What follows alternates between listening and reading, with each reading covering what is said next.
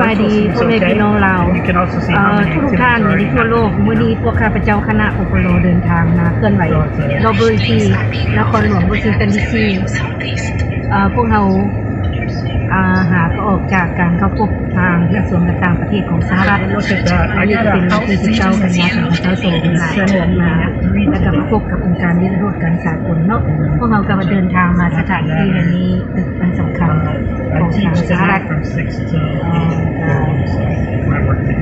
การที่ได้เห็น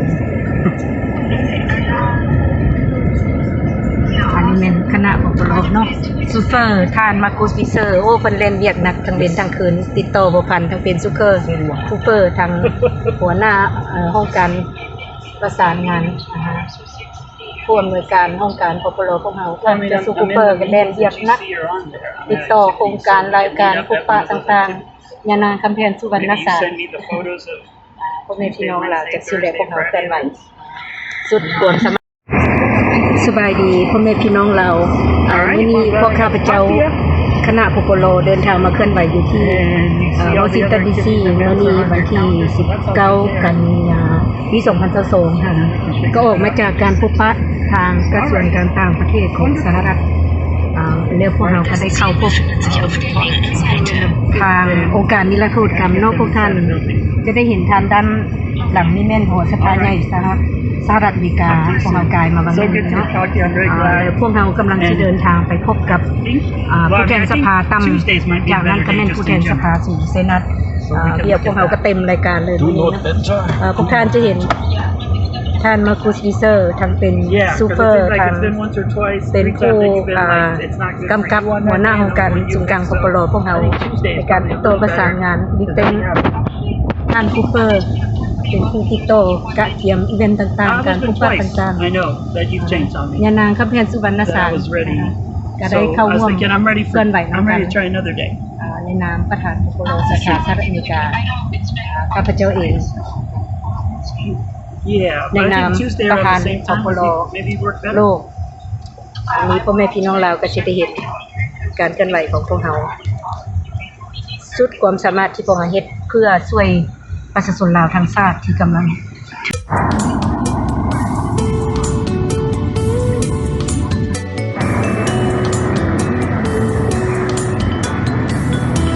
คณะผู้แทนองค์การพันธมิตรเพื่อประชาธิปไตยในลาวที่มีศูนย์กลางอยู่ประเทศเยอรมันได้มาปฏิบัติหน้าที่เวียกงานการเมืองอยู่นครหลวงวอชิงตันดีซีก่อนจะไปเข้าร่วมกองประชุมสมัชชาใหญ่สหประชาชาติที่นครนิวยอร์กจำปาทองมีบทสัมภาษณ์ดร.บุญธรจันทรวงศ์วีเซอร์ประธานองค์การดังกล่าวมาเสนอทานในลำดับต่อไป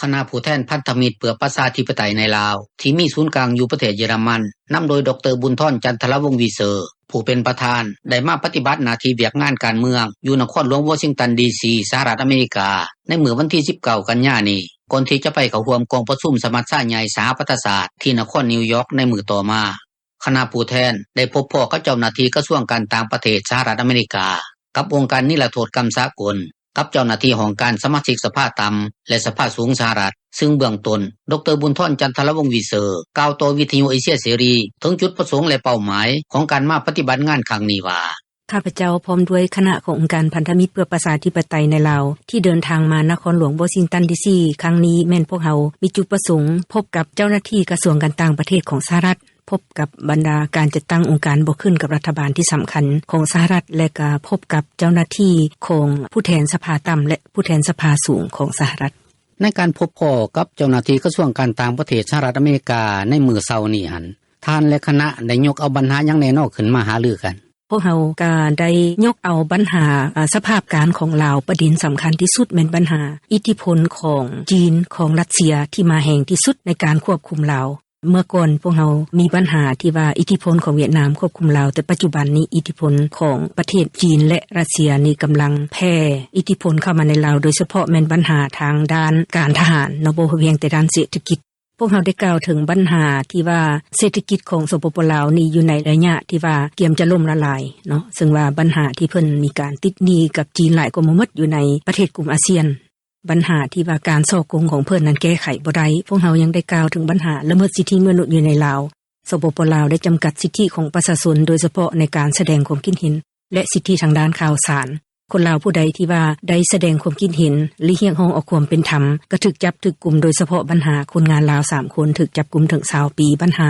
นางหมวยหรือนางห้วยเฮืองสยามบุรีถูกจับกุมถึง5ปีแล้วก็ปัญหาอื่นปัญหาการทำลายสภาพแวดล้อมพวกเฮาก็ได้กล่าวโดยเฉพาะการสร้างเขื่อนบ่มีขอบเขตการสร้างเขื่อนตามลำแม่น้ำโขงอยู่ในจีนก็หลายพอแห่งแล้วอยู่ในลาวหั่นก็ยังสร้างขึ้นปัจจุบันนี้การสร้างเขื่อนในลาวถึง96เขื่อนและยังมีโครงการจะสร้างขึ้นไปติ๊กๆอันนี้พวกเฮาก็ได้กล่าวว่ามันมีความจำเป็นที่จะต้องได้มีการยุติการสร้างเขื่อนอันบ่มีขอบเขตไว้ในลาวซึ่งว่ามันเป็นปัญหาเฮ็ดให้เกิดภัยธรรมชาติแล้วก็ภัยที่ว่าสร้างปัญหาแก่ประชาชนตามลำแม่น้ำโขงนอกจากนั้นพวกเฮาก็ยังได้กล่าวถึงปัญหาการค้ามนุษย์ปัญหายาเสพติดเนาะปัญหาการค้ามนุษย์พวกเฮาก็ได้เน้นหนักคือว่าเมื่อก่อนแม่นการค้ามนุษย์แม่นส่งไปไทยเนาะแต่ว่าปัจจุบันนี้มันมีปัญหาการค้ามนุษย์เกิดขึ้นอยู่ในลาวเองโดยเฉพาะอยู่ในสามเหลี่ยมทองคำอันนี้พวกเฮาก็ได้ลงลึกเนาะการค้ามนุษย์ที่ว่าทางเจ้าหน้าที่ทางการสปป.ลาวนี้บ่มีความสามารถที่จะกวดกาได้เพราะว่าเป็นเขตเศรษฐกิจพิเศษที่เพิ่น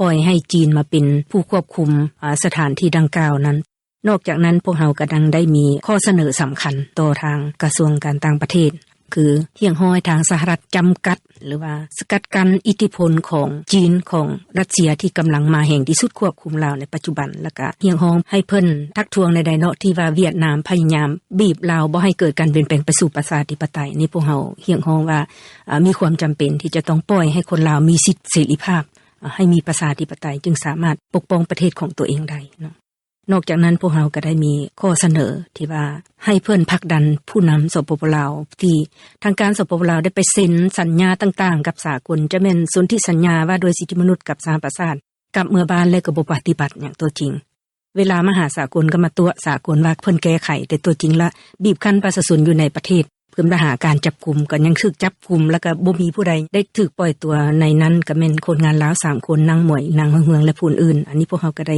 เสนอให้เพิ่นเอาจริงเอาจังเรื่องนี้พร้อมกันนั้นก็แม่นว่าปัญหาการช่วยเหลือของเพิ่นก็คือของสากลที่ส่งไปลาวพวกเฮาก็ได้แสดงความขอบอกขอบใจที่สหรัฐได้ช่วยคนลาวโดยเฉพาะลูกหลานลาวสาวหนุ่มนักเรียนเนาะที่ว่าได้อาหารการกินที่เพิ่นช่วยข้าเจ้าก็ภูมิใจพวกเฮากันในนามประชาชนลาวก็มาขอบอกขอบใจเพิ่นแต่ว่าน่าเสียดายที่ว่าการช่วยเหลือบางอย่างก็บ่ถึงประชาชนอีหลีเนาะนอกจากนั้นพวกเฮาก็มีการเสนอให้เพิ่นเฮ็ดใดในการช่วยเหลือของวิธีสากลมันต้องให้ไปถึงประชาชนและเฮ็ดใดจะต้องผลักดันทางการลาวต้องยอมปล่อยให้องค์การบ่ขึ้นกับรัฐบาลที่เป็นอิสรภาพบ่ได้อยู่ภายใต้การควบคุมของภาครัฐนั้นมีสิทธิ์เคลื่อนไหวอยู่ในลาวอย่างเป็นทางการใดบ่ว่าแต่องค์การบ่ขึ้นกับรัฐบาลของลาวเองหรือของสากลก็ต้องให้มีโอกาสได้ไปเคลื่อนไหวอยู่ในลาวนับทางองค์การนิรโทษกรรมสากล Greenpeace และอื่นๆอันนี้พวกเฮาก็ได้มีการเสนออันสำคัญพวกเฮาก็ยังได้เรียกร้องให้ทางสหรัฐร่วมกับองค์การนานาชาติผลักดันให้จำกัดหรือว่าให้ยุติการสร้างเขื่อนที่บ่มีขอบเขตอยู่ในลาวให้ขอให้เพิ่นเอาใจใส่นอกจากนั้นก็ได้เสนอให้ทางสหรัฐร่วมกับสากลจัดตั้งกรรมการสากลไปกวดกาปัญหาการค้ามนุษย์ปัญหายาเสพติดและก็ปัญหาการฉ้อโกงอยู่ในลาวเพราะจะปล่อยให้แต่เจ้าหน้าที่ทางการสปป.ลาวแก้ไขมันเพิ่นเห็นบ่ได้แล้วต่อปัญหาต่างๆที่ว่าท่านเว้าถึงเนาะเจ้าหน้าที่กระทรวงการต่างประเทศมีความเห็นคือแนวใดเนาะท่านเนาะเพิ่นก็ได้เอาใจใส่จดจ่อรับฟังข้อมูลของพวกเฮาข้อมูลต่างๆที่นั้นเพิ่นก็จะนํไปกวดเบิ่งและเพิ่นก็ว่าในขั้นต่อไปเพิ่นมีโครงการอันใดที่จะมีการเคลื่อนไหวเกี่ยวกับปัญหาในลาวเพิ่นก็จะมีการพัวพันประสานงานกับพวกเฮานอกจากนั้นก็โครงการอันใดที่ทางด้านการช่วยเหลือต่างๆอันนี้เพิ่นก็จะมีการค้นคว้าตามข้อเสนอพร้อมกันนั้นรัฐบาลของสหรัฐเพิ่นก็มีการไกล่เกลี่ยเรื่องปัญหาสิทธิมนุษย์ผ่านมาเพิ่นได้มีการไกล่เกลี่ยกับทางการสปป.ลาวปี2016ปี2019และปี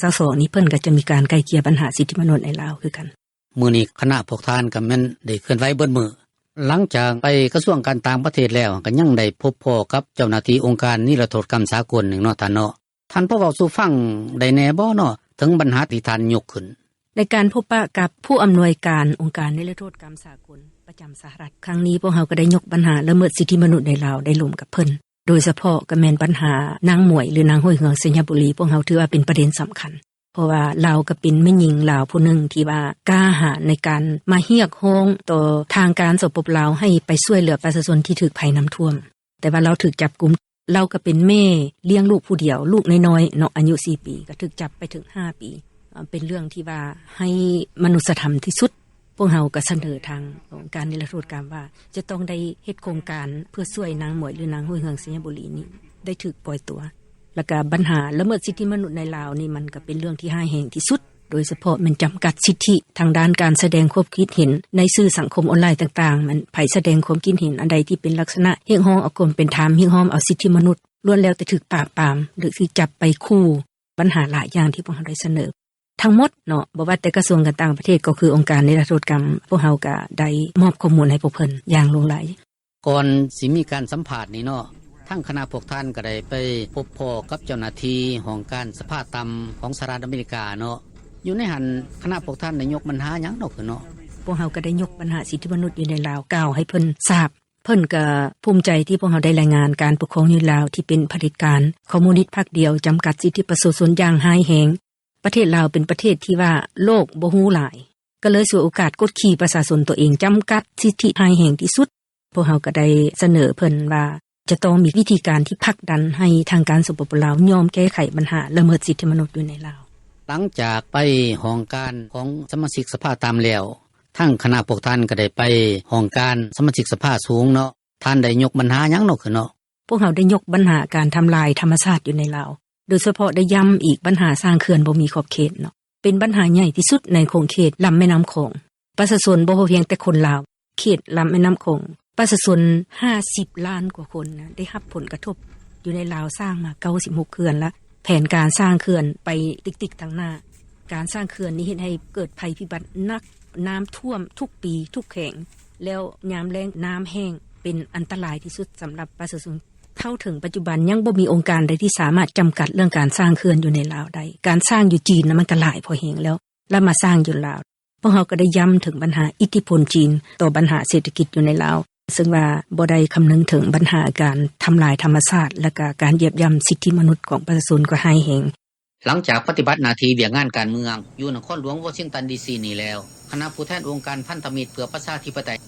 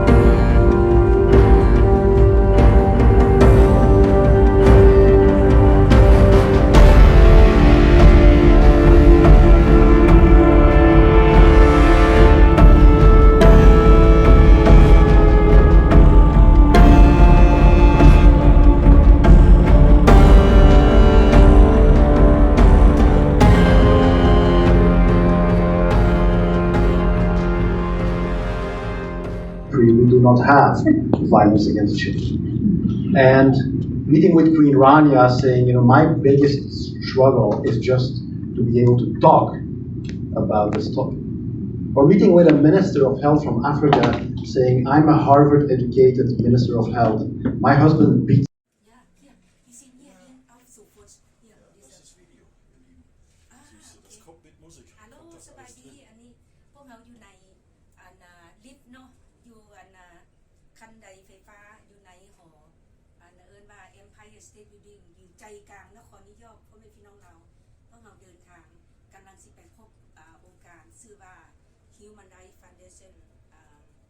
มูลนิธิสิทธิมนุษย์เป็นองค์การจัดตั้ง NGO ที่ใหญ่อยู่ในโลกเป็นองค์การจัดตั้งที่เคลื่อนไหวต่อสู้ต้านเผด็จการและพวกเฮาก็สิไปแห่งนั้น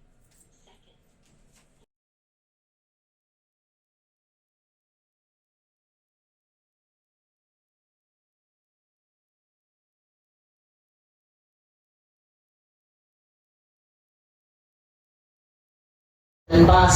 We saw a decline in GDP of about 10%. It was terribly painful. The banking system had been poorly regulated and began to fall apart. The currency devalued some 50% because it had previously been held to a fixed exchange rate by the outgoing regime. And we had just come out of the Maidan, the Revolution of Dignity, and so the country was under enormous pressure. We didn't have a military. The previous regime had destroyed the military, and so we had many volunteers going to try and defend.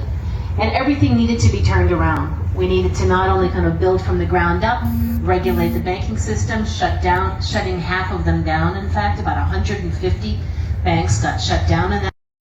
Who gets fixated on a very stupid idea and then doesn't give up. And so I think there's some very stark things that the expert community, the international community has to think about the ways in which we've told ourselves a story about the efficiency of authoritarianism, about the efficiency of these rising states, or in Russia's case, perhaps not rising, but continuing a long tradition across multiple empires, and the ways in which they would adapt in the 21st century. And perhaps the adaptation is not as strong as we thought. Perhaps the adaptation actually is kind of a hollow shell. And then I just wanted to say a couple of the things here, more schematically, I understand that the situation is definitely very grim. The situation is very serious. I think we do need to talk about the details of the seriousness and be prepared to respond to them, because that's the only way we can in a serious technical sense. At the same time, I want to underscore that I think out of this war and the fact that Ukraine is winning this war will come enormous potential to transform this region most immediately, and with it, I think a lot of dynamics at the global level. At the regional level, I think obviously the first thing is that Ukraine has to win. They simply have to, and I don't think there's any question about that. I don't think there's any question in my mind that Ukraine can. So making the resources available is the first priority. When that happens, there is a big shift that will now come in the regional order in Europe and in Eurasia. This overwhelming dynamic post-Cold War, in which there were various attempts to include Russia, to integrate Russia into regional orders, at the same time as Russia was building its own alternative order through the CSTO, through the SCO. These things are going to close. We're going to close that chapter of history. That relationship between Russia and Europe is not going to be the same. And there are going to be, with that, great opportunities, I think, for Ukraine, for Moldova, for the South Caucasus, potentially, if they want to be there, for Belarus. Certainly the people of Belarus want to be there. Whether the regime does, I don't know. To rewrite this regional order in a way that is more democratic. And we can have another wave of democracy. And I think that's a testament to the Ukrainian people, to be frank. We wouldn't be here if the Ukrainians hadn't done what they've done. And I think we should grab it. I think for the global perspective, I would also urge people to see that this shift away from accepting the fate of European, in particular, dependence on Russian gas, which has been an overwhelming dynamic for the last 30 years, but accepting now, acknowledging that that chapter is also closed, is a tremendous potential opportunity to transform the whole energy dynamic on a very, heavy energy consumption continent in Europe, and with that, to help us meet our energy goals, to help us avert some of the consequences of climate change. This is something that we can do. So I really think that the message out of this war is that democracies can do it. We don't have to accept the fate that we seem to have been resigning ourselves to over the last, 5, 10 years, saying, eventually we'll all be overtaken and sort of swallowed by this more malicious kind of authoritarian set of systems. We can actually do this. So let's go do it. Let's not hold back. Let's dive in and embrace it. Thank you. Yulia, I want to get your take on that. You gave us a glimpse of the work that you're doing and your colleagues are doing to sustain critical services through this period of crisis and conflict.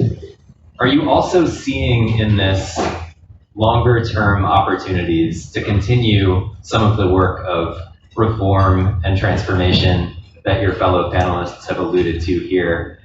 Do you have the mental space to even think about the future in that way at this moment? And if so, where do you see those opportunities?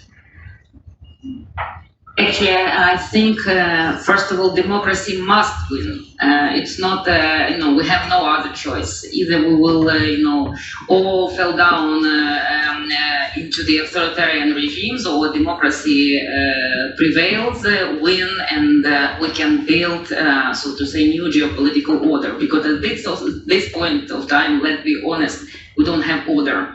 A strong man trying to invade neighbors. We can see it not only with Ukraine, but also with Taiwan and other countries in the globe.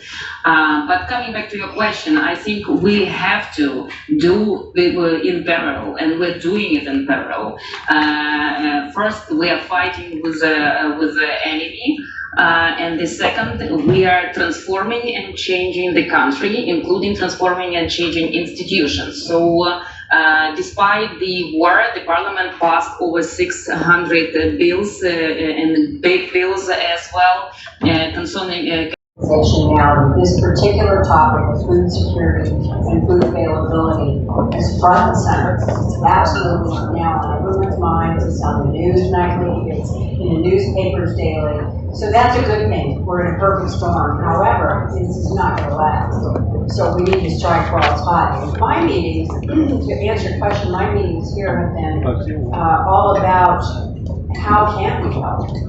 And if they were in need of help, can you help me? So it's not that countries aren't willing to help at all. It's that we need more. And I'll pick a little. I won't pick on it, but I'll rat it out a little bit.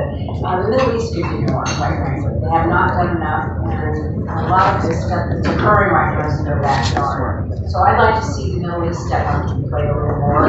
And I'd also like to see some of our Asian countries step up a little more also. But listen, we're in a time of crisis, and as always, the United States of America is leading the way. We're the largest number by far in the agencies, and there are folks on the ground who are doing a good job, but we just need more.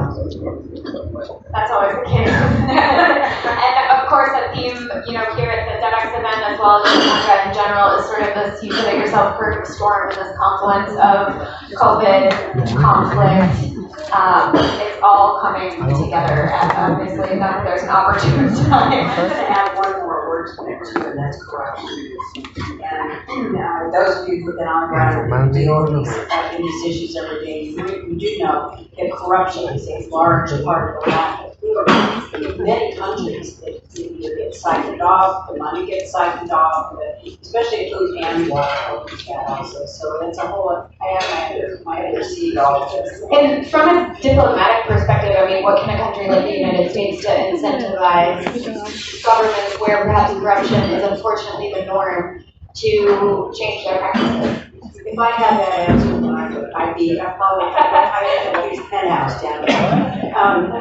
It's more in incentivizing them to be good.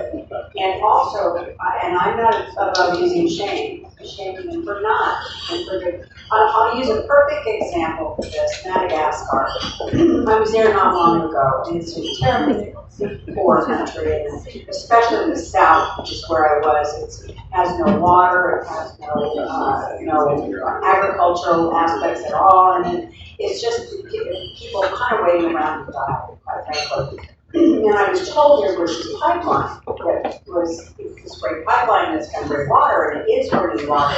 It's all green and half. And I didn't see any evidence of it. And so when I went back up for my meeting with the president, I asked him about this pipeline. Oh, this pipeline is flowing freely. We've got great water. It was a total lie. He just lied in my face about a pipeline for water. So I use that to say that there are many cases, and I'm not trying to point out that it's just Madagascar, it's not. But we have to call them out for that. And we have to call them out for not doing the right thing, especially when we have funding data. And, I feel like we heard it a little bit in the last conversation, talk about multilateralism, the future of that. And I also think we've been hearing a lot about the U.S. diplomatic power. Obviously, during the last U.S. administration, a lot of positions were changed. Folks, I'm sure, have opinions about whether that was for the good or the bad. But what do you say to people that think the U.S. power internationally is diminished, and you are no longer able to incentivize countries to commit or do this or do that or whatever? Well, I think we are well on the road back from obviously the State Department and the activities that the government was involved in. We're well on the way back because people are beginning to listen to us more. And I'm talking about a lot of the developing countries because that's really what we were. I also know that in the scheme of things as we go, that we do, let me back up for a second. The United States gives, the amount of money the United States gives to the UN system and to particularly WFP and some of the other ones is larger than the rest of the world combined. So that tells you where we're at and what we believe in and how we act. And I will never discount any State Department worker or any field worker in any way for not doing a fabulous job because they do. And so I think it's just been a matter of really showing our body and making sure people realize that we're back in a major way. And do you feel like that message is being received here this week in New York? I do. I think so. I think the President's done a remarkable job in explaining what's going on. Not only explaining what's going on, but explaining the needs that we're in the situation that we're in, especially with food and agriculture. And you mentioned that you were traveling recently. You're obviously out in the field quite a bit, although based in Rome. What do you hear most often from people on the ground? It's obviously clear when you're there, you're representing the United States. What are people asking you for? Humanity. They're asking for not only just food, the basic needs, food and water, but they're asking for humanity. We're in a terribly dire situation, not only in Ukraine. We cannot forget the rest of the world. I mean, Ukraine is kind of the shiny object right now because of what's going on. But we have countries right now, 4 or 5 countries that are literally on the brink of famine. That's more than serious. It's grave. And so when I see this and when I talk to people, when I travel, I can't look past the children's faces. I really mean this. I'm not being sappy about it. And that's what I see when I go to work in the morning and continue to work on these issues, because if we don't help, then who will? So it's such, for the United States of America, we're such a great country. We're so good at what we do, we believe in what we do. And humanity is a large part of that. You mentioned Ukraine. The last time you and I spoke, we were on the cusp of reaching a deal to get the grain out of Ukraine. That deal, of course, was reached. You've seen several tanker ships out of Ukraine, very carefully orchestrated deal. Some of those are, of course, going to Western countries. It's a commercial enterprise. People who are paying for it are getting it, obviously. But WFP has also had ships come out. The first one went to Djibouti. We've had a ship go to Yemen as well. What is the U.S. doing to ensure that that deal carries on in full force? We've obviously heard some rumblings that some players might want to blow it up. I think there's a lot of players that want to blow it up, and I also know that with obviously the UN and Turkey being involved, I think we can salvage it. I really do. I hope we can. I hope that the players that are involved in this see that for what it is. We can. This year's bad, and I know you all know this. This year's bad for food and for agriculture. Next year's going to be devastating, just because of the lack of it and the inability to plant. 70% of the agricultural fields in Ukraine are mined, and the equipment's mined, and the silos are mined. So it makes it very difficult to plant when you can't risk your life doing it. Yeah, and there's a bit of an information, so many different information wars, but with Russia essentially. Merging art and science together, and this is an image of the Moynihan train station, which is a great example of how we can preserve structures and give them a new life. We embrace technology, and we make beautiful things also sustainable. And we're committed to sustainability truly. And I think this, you probably know these, but we are in a period of time where we have already raised our temperature by 1.5 degrees. We know where we're going, it's not looking pretty, and we think that we have a role to play in the industry, and we're taking this seriously also. And extreme weather events that were called extreme weather events and 100-year events are no longer 100-year events, but they happen more frequently, and they have increased 4 times. It's unbelievable. They're going to become every 5-year event for us in our lifetime. And this also means that people have to move around, and it's crazy that 200 million people are estimated to be environmental migrants in the next 30 years. I mean, the scale of this is huge. And also, we know that with the changes to our climate, the health impacts are coming along with that.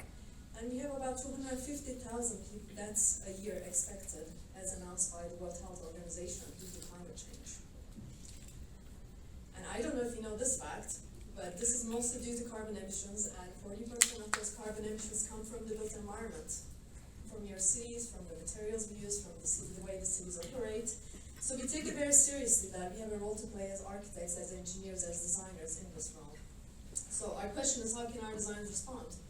So we look at a couple of things. These are our commitments, and I would say that we are leading the industry. So we are actually, right now, a net zero carbon business with offsets this year. We're committed to becoming net zero operational carbon in 2030, and net zero carbon for all our projects in 2040.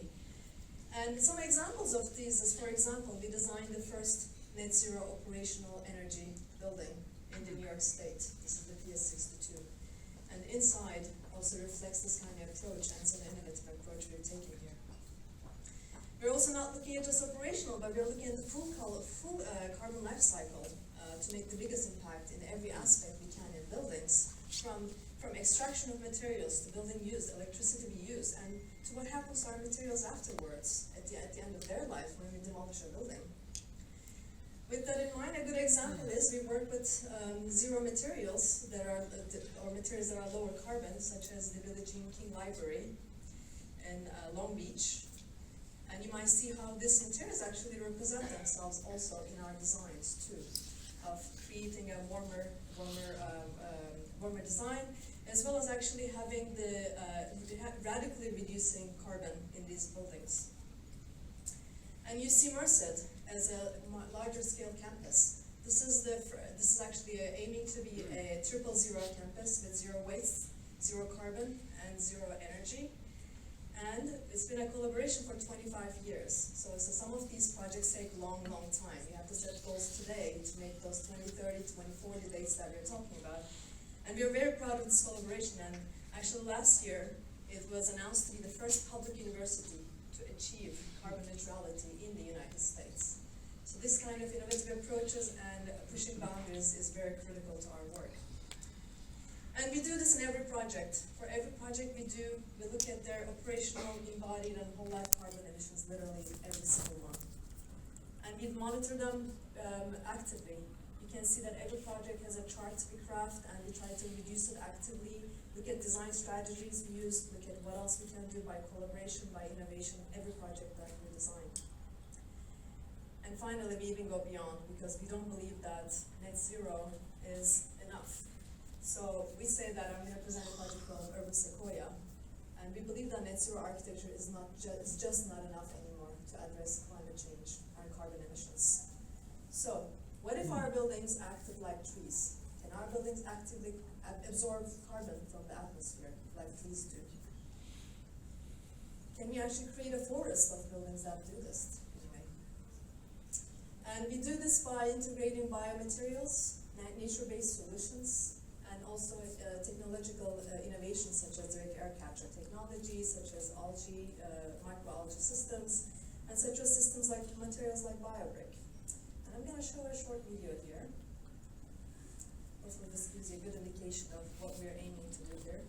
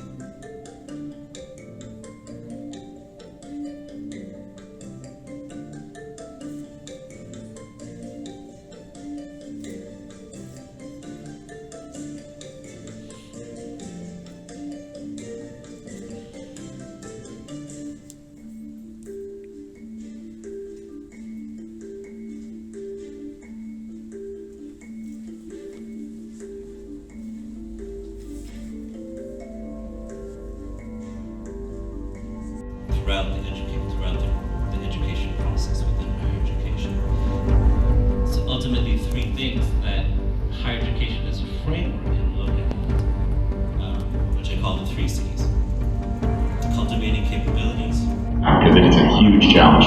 It is a huge challenge. I'm really grateful that we have fantastic faculty here as well as students who are taking on those challenges.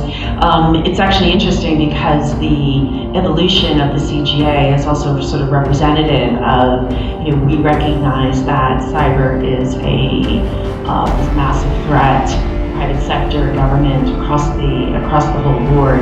So we said we're going to start the new master's program. So we launched the new master's program in the fall of 2019. We have a wonderful faculty lead, Dr. Padayamka Gorgos, and we are looking at cyber from the social sciences and from the policy side.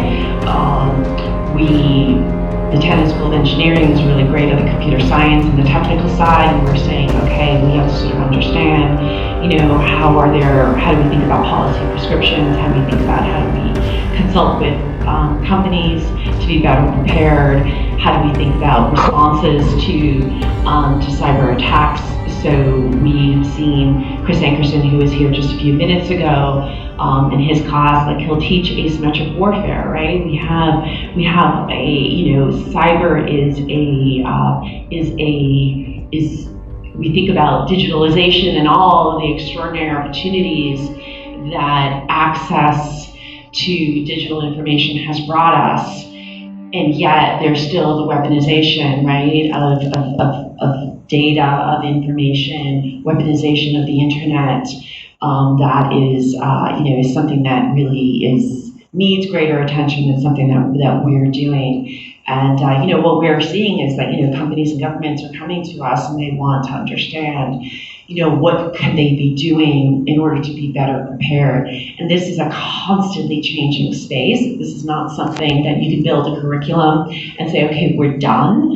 This is a curriculum that is in constant sort of mode of iteration, which I think is also reflective of, in some ways, the flexibility that's required across the curricular and within higher education, because these challenges are so great. And when you were talking about making information available, one of the thoughts I was we still have hundreds of millions of people around the world that do not have access to electricity. How do we make sure that they have access to electricity? How do we make this not something that it's a given, that it's a human right, that it's, because think about education, health. So it's, we see this as, in the larger security realm, and we're doing it as we build the curriculum, what we teach in the classroom and what we do with our students. Oh, great, thanks. What we'll do is we can send it to people online and they can look at it. So I'm going to talk to a different set of things, right? So the first thing, I think it is worth people online looking at Jeffrey Sachs's opening to the Solutions Day of the Transforming Education Summit. Okay, it actually was trending on TikTok, etc. So, but it really just pointed out, education as the great enabler, and even Gutierrez himself, when he addressed the youth at the end of the Youth Engagement Day, was very clear. If you want peace and security, what's the answer? Education. If you want us to be able to address the great global challenges in sustainable development, including the Paris Agreement, what do we need? We need education, and he kept going on. But I guess what Jeff was pointing out, though, is that education is so important. Why is the focus not there? Why has it never really been until the 77th General Assembly where we've actually put a spotlight on it? Why are we not putting the money where our mouth is? And he was showing the arithmetic of public expenditures and the focus of the international financial arena. And honestly, we've never really had a global fund for education, and we've never really had that emphasis on education. So that's one thing with the homework. The professor's coming out of the first homework. The second thing I want to say is that just listening to the other speakers, I'm an academic and I work in a university, but I do recognize some of the issues that have been brought up. So the first question that was brought back to me was, I used to teach mathematical economics for economists. For governments and consumers. Today,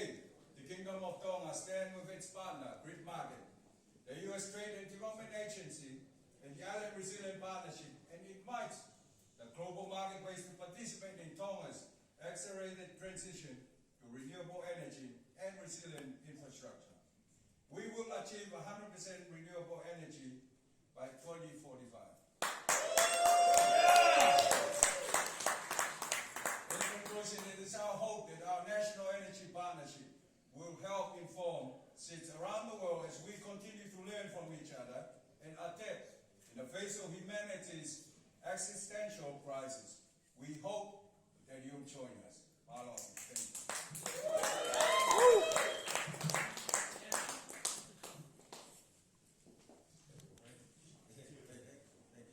Thank you, Prime Minister. And with that, actually, Mr. Prime Minister, if you would join us again, I want to invite you back on, as well as Nick Davis, CEO of the Grid Market.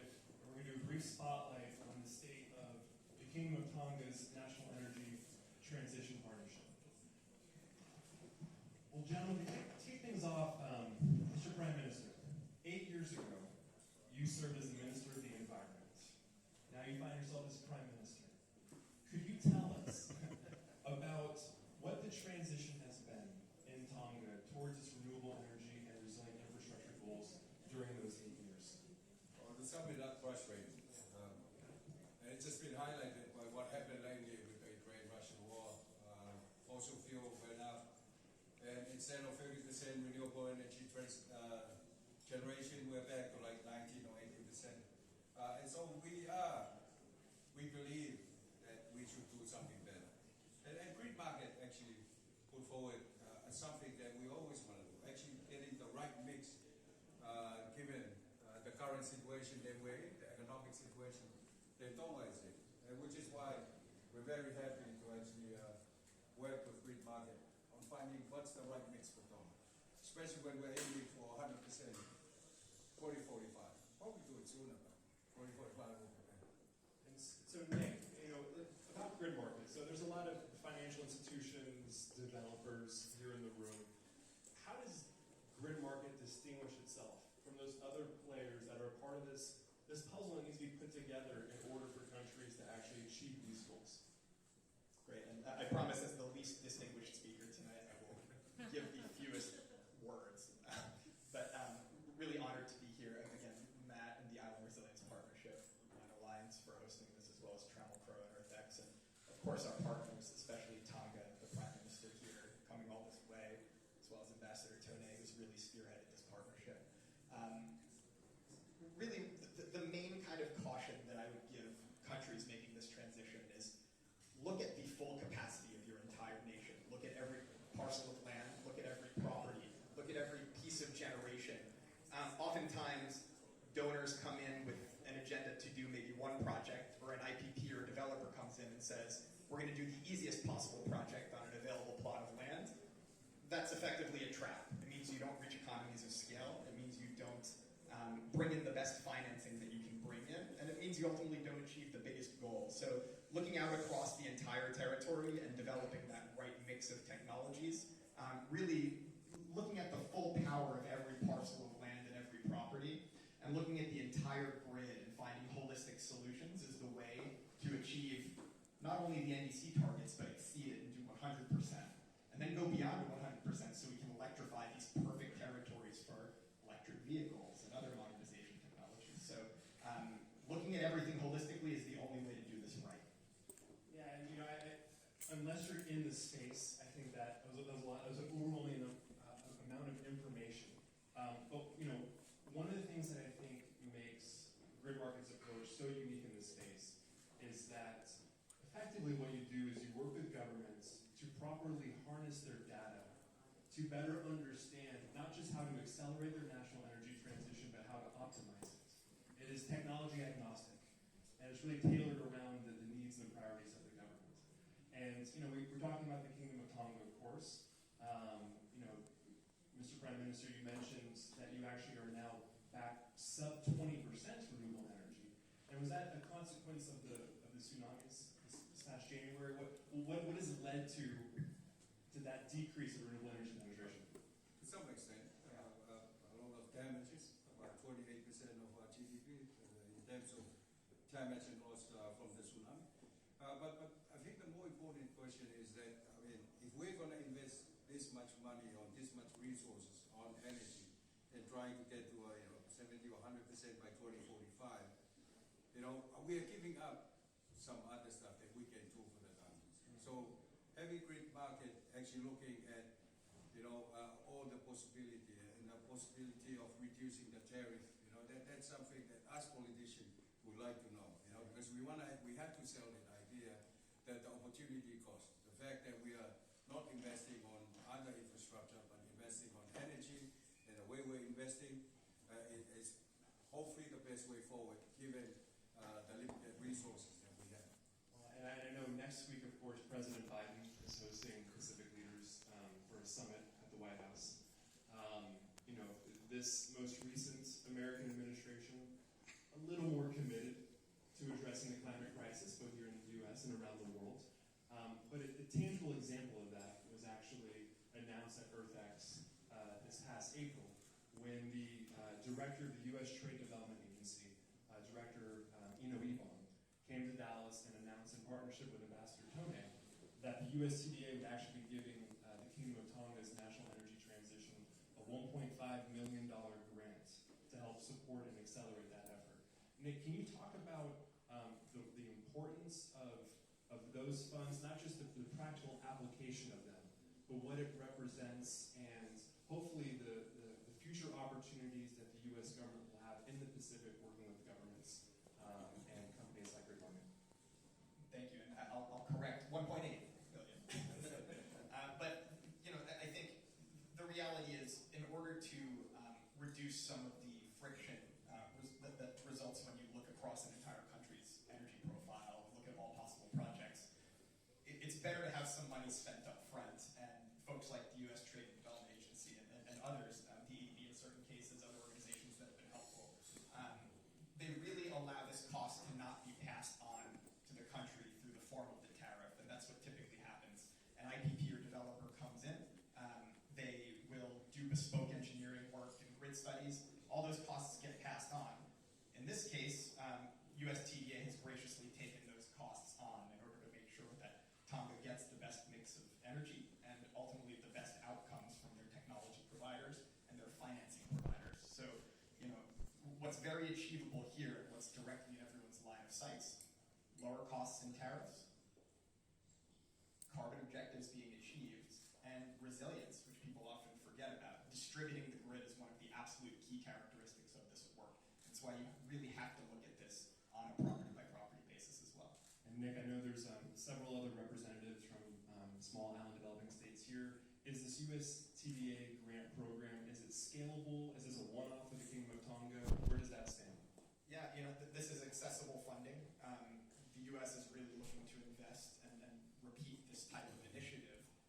And I think with Tonga as really an anchor partner in the region for this work, the sky is the limit, and it's really just the beginning in terms of who can take advantage of these things. So.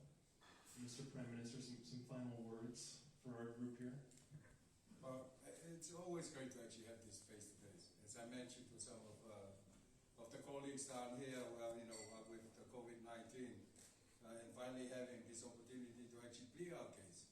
The fact that we are under climate change, all the issues that we have, and the opportunity to actually work with grid market, to actually find something that will make a big difference in the Pacific, that hopefully we can replicate to other Pacific Island countries. I think it's a great opportunity, and we are certainly going to raise it with the White House when we have our summit next week. Excellent. Well, everyone, please join me in thanking the Prime Minister.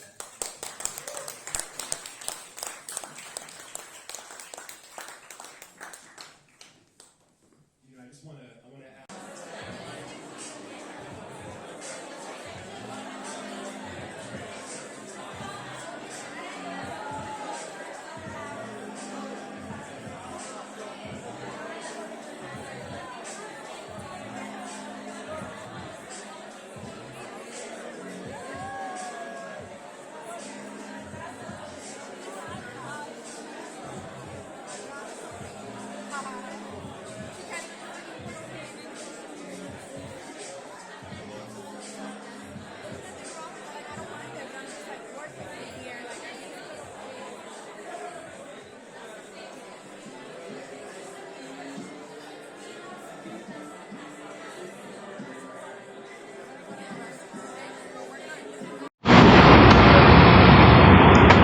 ายดีพ่อแม่พี่น้องลาวมื้อนี้ก็เป็นวันที่21เดือนกันยายน2022พวกข้าพเจ้าอยู่ในใจกลางนครหลวงนิวยอร์กกำลังจะเดินทางไปร่วมกองประชุมของสหประชาชาติเนาะแล้วก็เป็นกองประชุม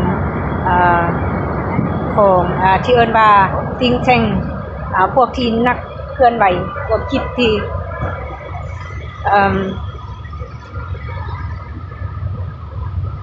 And you've pointed out how those must be upheld. Now moving to our colleague in Laos, who's focusing on what's going on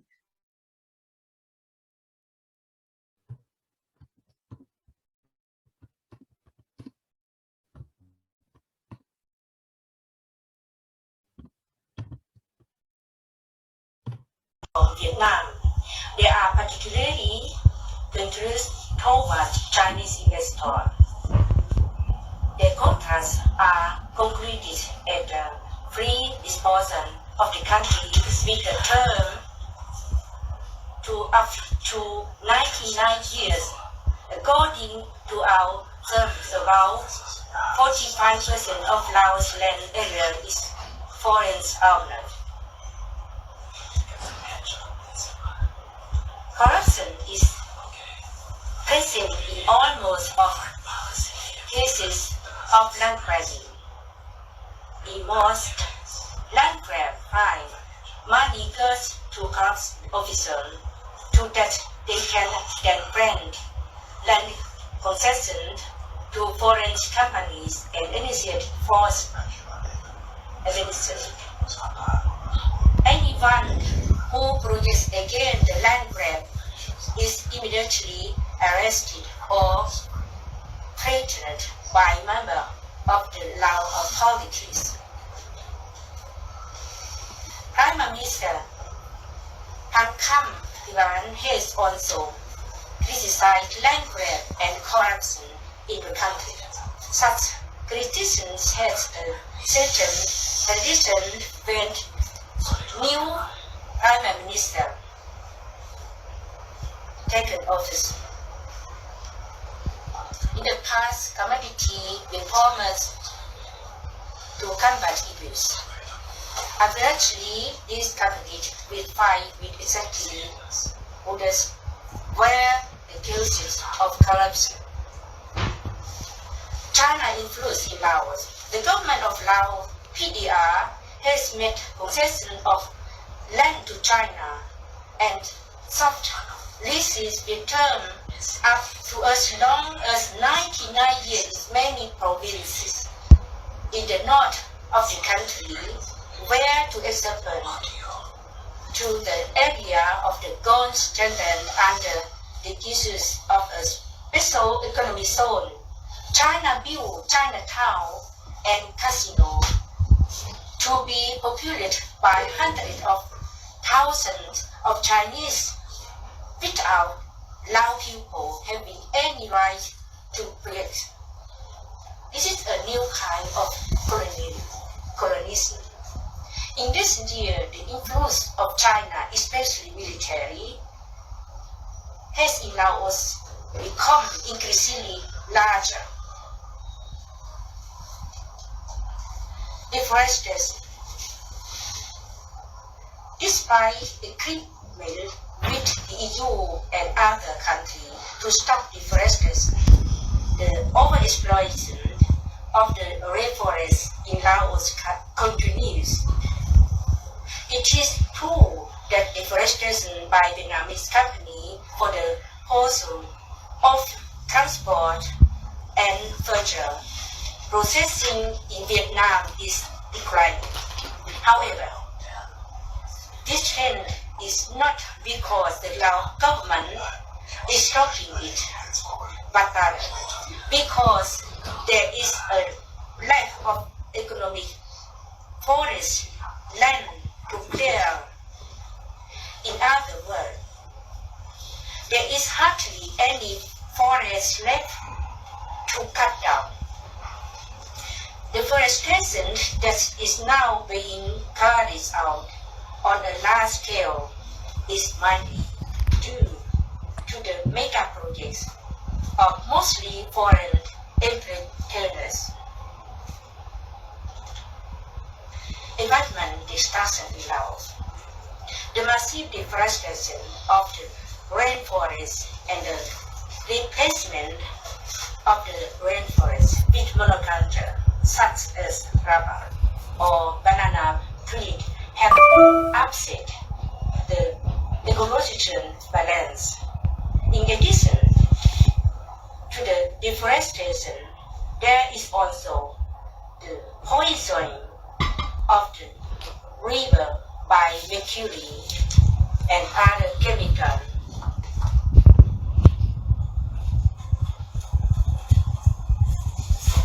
And the adequate budget disposal in Laos, more and more the budget is being disposed in the world, and this starts becoming a problem for the environment.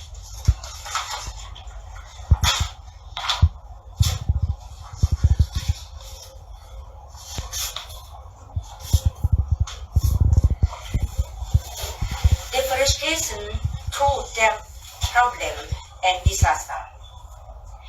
Climate policies, particularly tropical issues worldwide, are noticed by most countries. The People's Republic of Laos has developed into one of the worst climate killers. The government of Laos advertised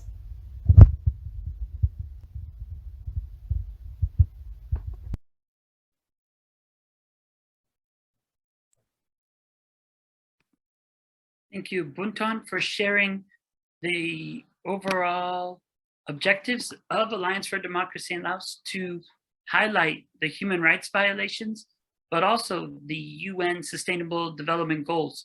What you shared with us also was able to bring in beyond SDG 15 of life on land, but also really make sure that SDG 16, peace, justice, and strong institutions, could be raised, as well as people are human rights defenders standing up to protect their sacred ancestral homelands, but then having a government being influenced by multinational corporations, as well as major powers in the region, in this case, China, with its influence on the basic policies of what's happening inside Laos. We thank you for addressing those, but also you raise an important point that UNESCO, United Nations Education, Science, Culture, has designated certain places World Heritage Sites, and that these practices that are being taken place today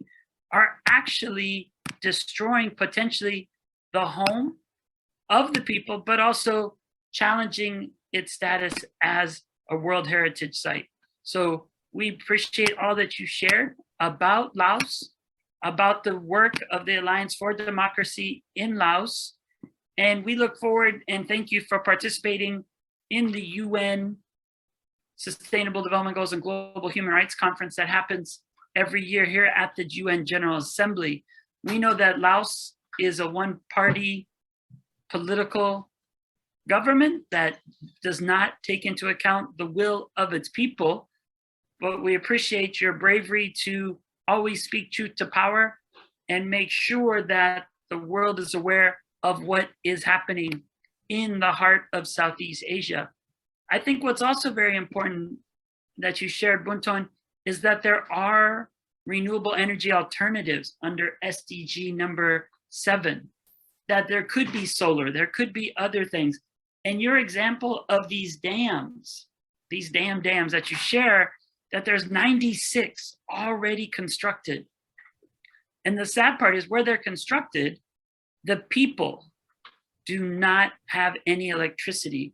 So it's definitely an extraction model where the energy that's being produced is not for the people there, but is being sent abroad.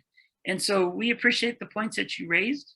We think it's absolutely essential going forward that we can put pressure on China concerning the dams that they build upriver, but also to make sure that no more dams are built. And we also appreciate you for bringing up the case of Moy, I see her behind you there, a young woman who did nothing but actually ask the government to do the right thing for its people as they're being impacted by a dam that they didn't want in the first place. And for her writing on Facebook and sharing the concerns of the people who could not do that for themselves, has then been put in jail and has even been forced to leave her own child, and she can't take care of her child because they've imprisoned her. So we appreciate you for bringing SDG number 5 on gender equality and justice, but also SDG 16, that we have to have strong institutions in every country so that if people are standing up for their global goals and for human rights, that the government actually cooperates and does not actually infringe on those fundamental freedoms.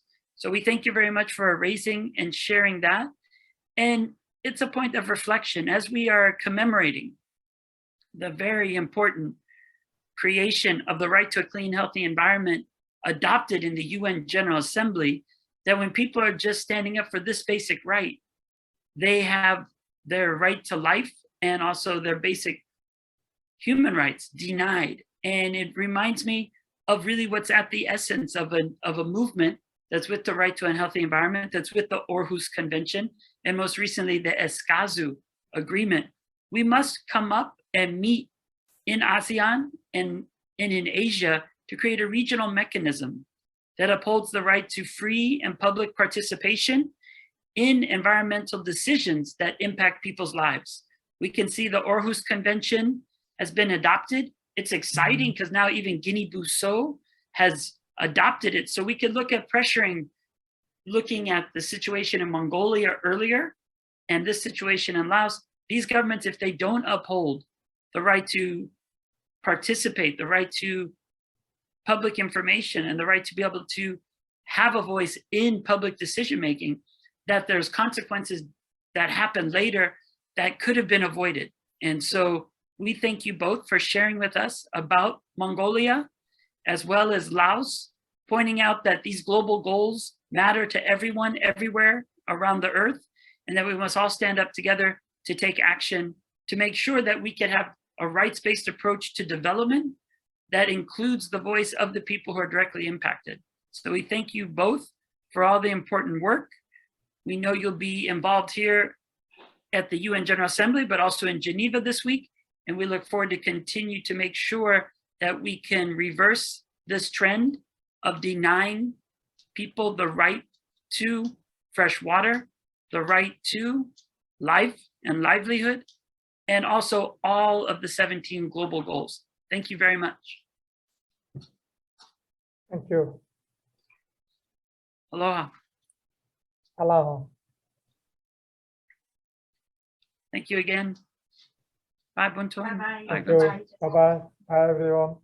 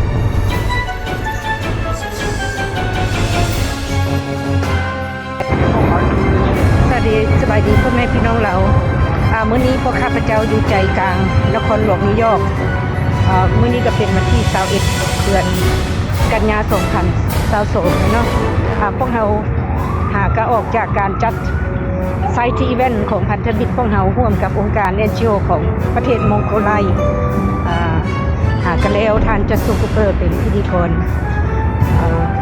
พวกเรากำลังเดินทางจะไปเข้าร่วมกองประชุมขององค์การจัดตั้งสากลที่เพิ่นจะมีการค้นคว้ากันเรื่องเทคโนโลยีและประชาธิปไตยอยู่ในโลกพ่อแม่พี่น้องเรากองประชุมสามัญใหญ่ภาษากำลังดำเนินงานกันอยู่เมื่อวานนี้ก็เป็นประธานาธิบดีสหรัฐท่านโจไบเดนก็ได้กล่าวคำปราศัยในกองประชุมสามัญใหญ่สหประชาชาติเวลา30 นาทีพวกเราจะมีการจะส่งวิดีโอบทประสัยของเพิ่นมาแจ้งให้พ่อแม่พี่น้องลาวทราบตามหลังพอกันในโอกาสต่อไป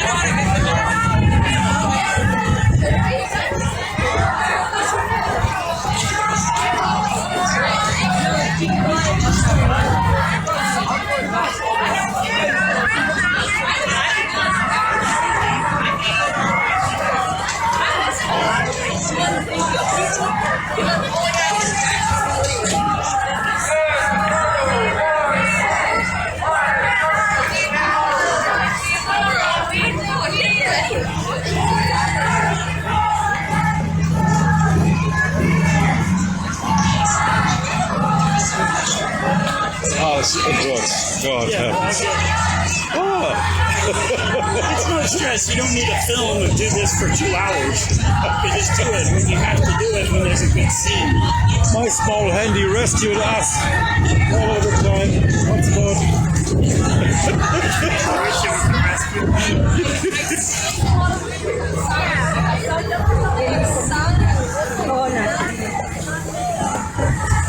Ja, wir müssen schon nah beieinander bleiben, sonst hat Joshua den Hotspot weg.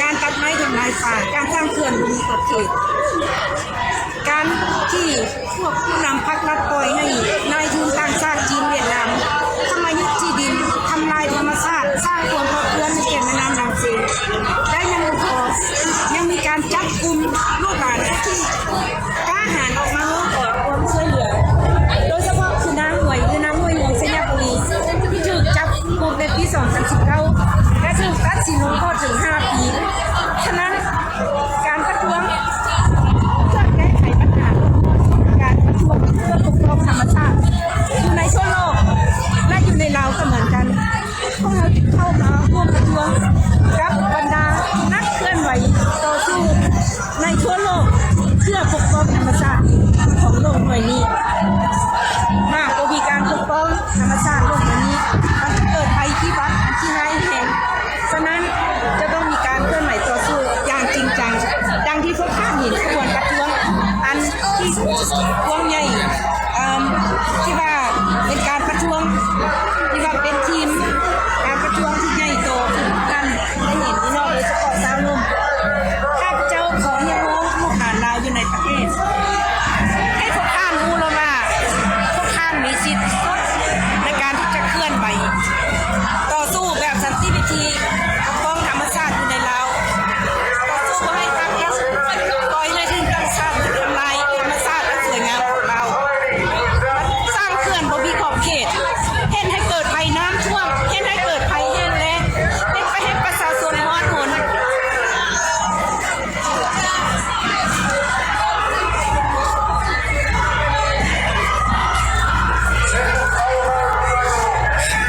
่อแม่พี่น้องเรา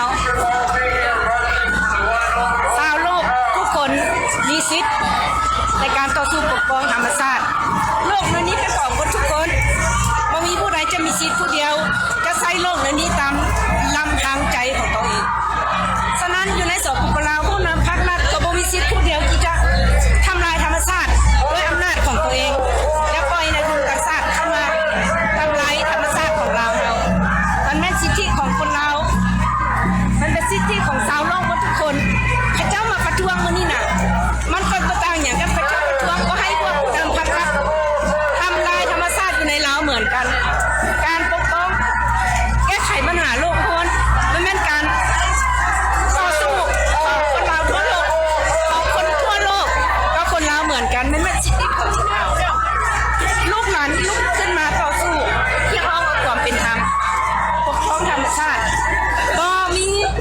ภาครัฐบ่มีสิทธิ์ที่จะจับกุมกับเจ้าเพราะนั้นพวกเราจึงทวงให้ผู้นำภาครัฐโดยเฉพาะเจ้าหน้าที่ท้องถิ่นจงปล่อยตัวนางหวยเป็นนางหวยของเซนบดีอย่างที่ด่วนเลย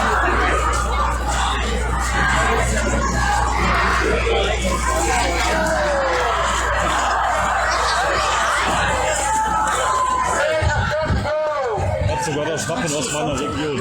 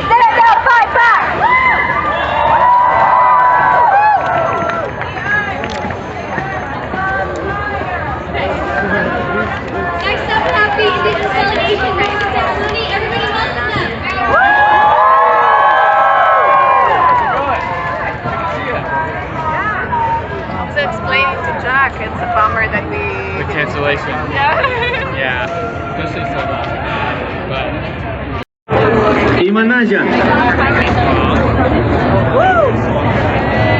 Hi, good evening. How are you feeling? Hermanos y hermanas del mundo, hijos e hijas de la Madre Tierra. Sisters and brothers of the world, children of Mother Earth. En este tiempo, el 21 de septiembre, en los Andes celebramos el tiempo del Quillarraimi, el tiempo de la feminidad. Así que en este momento vamos a disponernos para poder saludar Our brain so we can think good. Asimismo a nuestra boca para hablar bien. Same time, let's bring it to our mouth so we can speak correctly. Y así también a nuestras manos para hacer bien. Let's also bring it to our hands so we can make correct things. Y así también a nuestros pies. Also to our feet. Para caminar bien. So we can walk well. Esto es la economía del buen vivir, estar bien, no acabar con la madre tierra. Este modelo capitalista ya ha acabado como 2 planetas, pero no ha resuelto el hambre de los pobres en el mundo. Por lo que invito, hermanos y hermanas, a equilibrarnos entre lo que hacemos los humanos y la madre tierra. So this is the economy of the well-being. The capitalist model has already finished 2 worlds, but they haven't helped the marginalized and frontline communities. Y quiero finalizar con un... Destruimos nuestra vida, nuestro planeta. If we don't have respect, we destroy our life, our Mother Earth. Para nosotros no es difícil ser cultura de respeto. For us, it's not difficult to have a cultural of respect. No se necesita ninguna fórmula para aprender y saber respetar. We don't need any formula to learn how to respect. Soy alumno de una verdadera universidad y no de especialidad. I am a student of the true university and not a specialty. Soy una persona que nací para servir y no para destruir. I'm a person that was born to serve and not to destroy. Al contrario, construir. To opposite, to build. Reconstruir. To rebuild. Nuestro planeta our planet está en crisis. It's in crisis. El hombre es responsable de todo. The human being is the responsible of all of this. Ich wusste doch, dass ich was vermisst hatte. Jetzt ist es da. I love you. Finalizo diciendo, todos somos hermanos. Hermanos en la tierra. Usted tiene los huesos, tiene la carne, tiene el pelo. Ahí somos hermanos. Somos hermanos en el agua, porque usted tiene la sangre. Somos hermanos en el viento, porque en nuestros pulmones está el aire. Somos hermanos en el fuego, porque tenemos energía en nuestra vida. Por lo tanto, nadie es más que nadie. Todos somos hermanos. Muyundi Yahualcanchi. Yupaychan. So we are all brothers. You take and take and take until we birth our babies into the same water as our dead. And even then, you gather like vultures and feed on our helplessness. In your charity, you make profit. I tell you that there has been a massacre and the land will never be the same. The soil will never grow the same. The hum of mosquitoes has changed the color of the sky. Ja, And ne? the sickness of your dream will haunt you in every lifetime.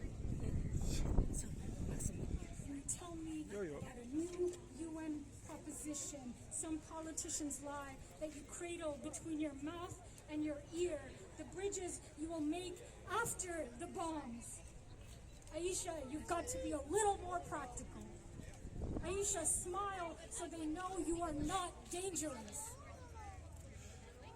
And still, 100 dead. Are unstoppable! Another world is possible! We are unstoppable! Another world is possible! My name is Saad Amer. I'm a climate activist and I work to get people out to vote. Can I teach you guys a new chant?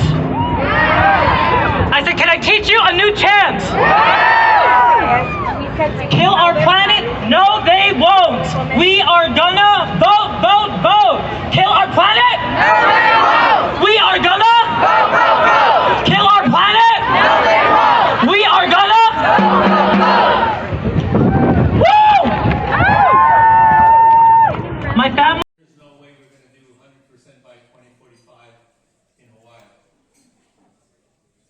What do I say? Well, this is what I said. I said, well, I'm not as smart as this guy, so we're going to do it anyway. And that is the answer for all of us. We're going to do it anyway. By the way, my foundation in Hawaii, the Blue Planet Foundation, passed a law in Hawaii, a mandate of 100% renewable energy. We projected that we were going to reach, 40% by 2030. We are already at 40%.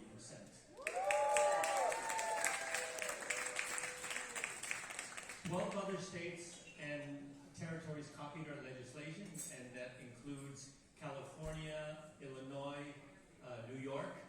California, Illinois, New York make up more than half the population of this entire country. So we're halfway there. So that's what we're doing in the U.S. But I came to the realization that the U.S., we're only 6% of the population of the entire planet.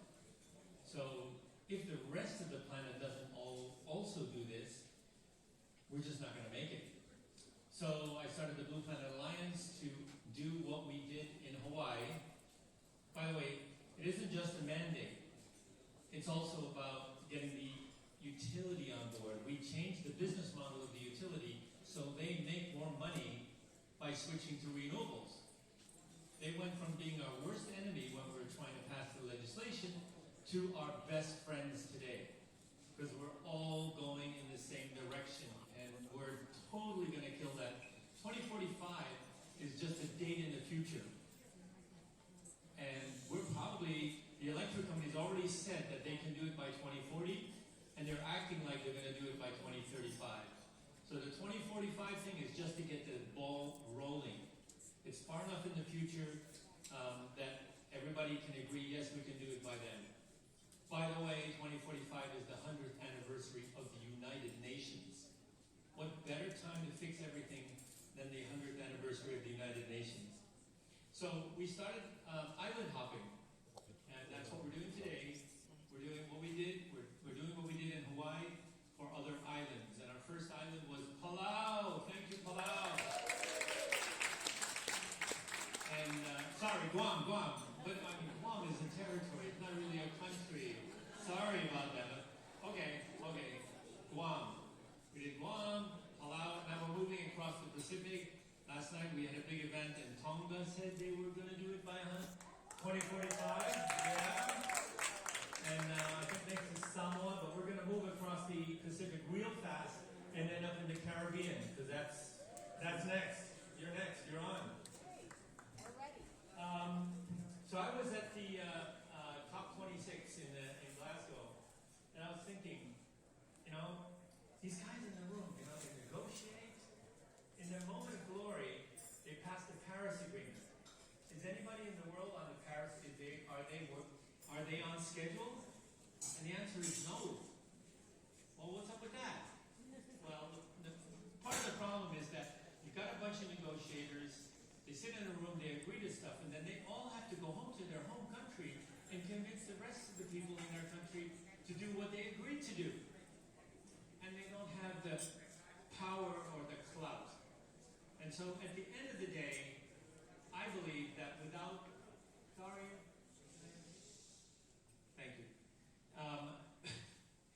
without the people behind them, politicians can't do it. So it's really up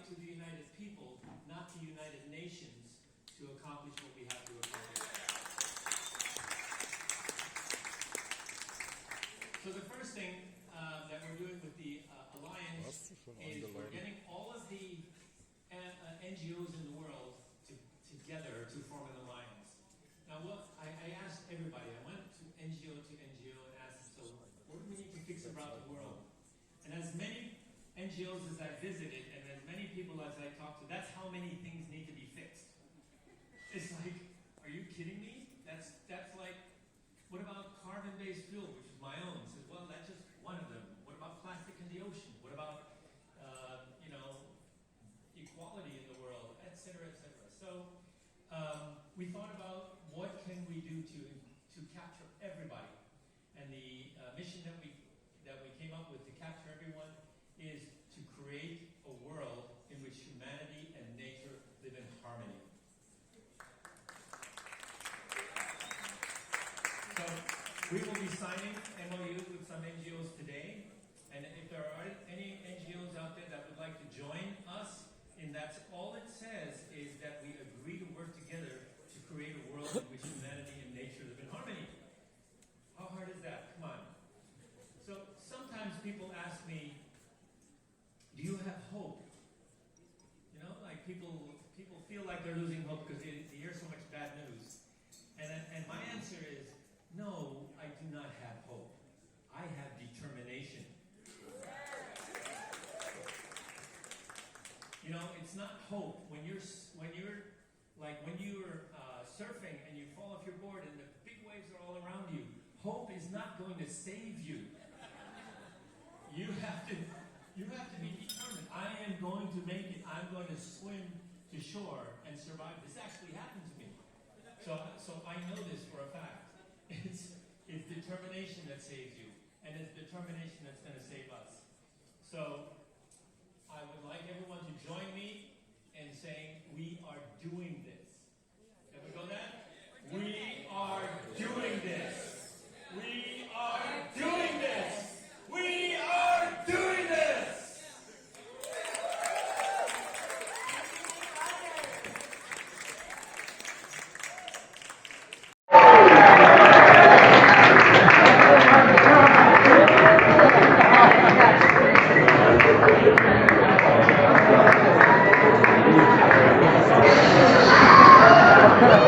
So folks, EarthX is really proud. We're the official nonprofit partner of the Don't Choose Extinction campaign.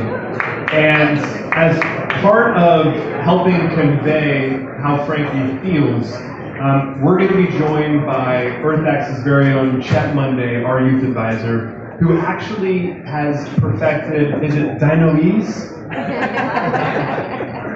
Hello everyone, my name is Chet Monday. I'm the Director of Youth Partnerships for March for Science and a Youth Advisor for EarthX.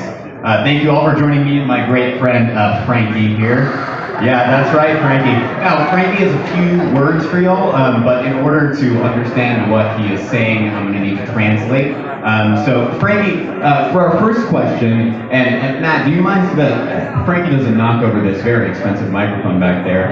Yeah, right, I bet you didn't see that back there. All right, so for our first question, Frankie, what we all want to know is, what is your message to world leaders attending the UNGA this week?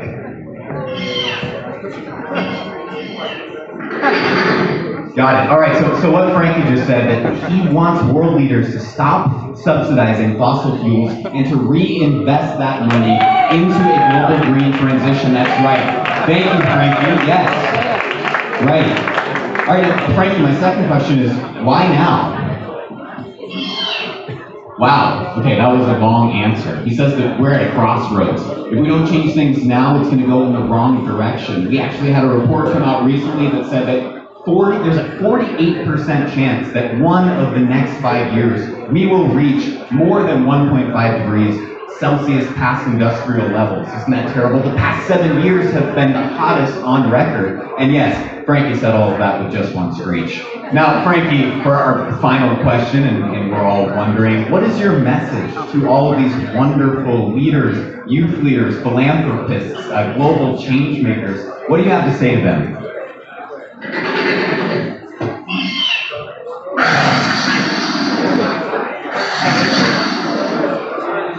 The time is now, folks. The time is now. Thank you, Frankie the Dinosaur, and I'm going to hand it back off to Matt Thank you, Chad. Thank you, Frankie. We, of course, encourage everyone to go take pictures with Frankie and shout out to Frankie the Dino on social media. And look, to close this out, I wanted to bring up one final guest, and then we'll get to that. Before we close out our night with our final performance, we have a special message from President Biden and First Lady Jill Biden. Thank you for joining us for moment and making a big place happen. From every corner of the world, people are speaking up for the future of our planet. We're inspired and grateful for all the work you've done. And we want you to know, your fight is our fight. Last month, I signed the biggest climate bill in history. The biggest ever.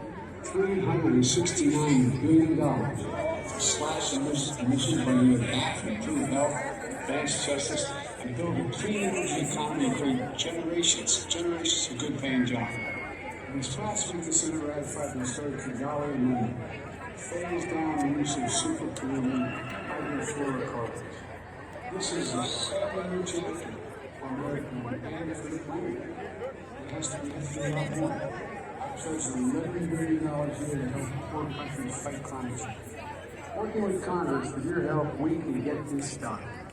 From the Paris Agreement to defending democracy to standing up to the NRA, we've seen what's possible when we come together, when we vote, when we raise our voices and work for change. The world is counting on us, all of us, to stand up for the values we hold dear.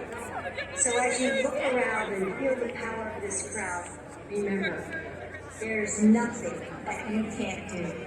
So enjoy the festival and keep the faith. We can get this done.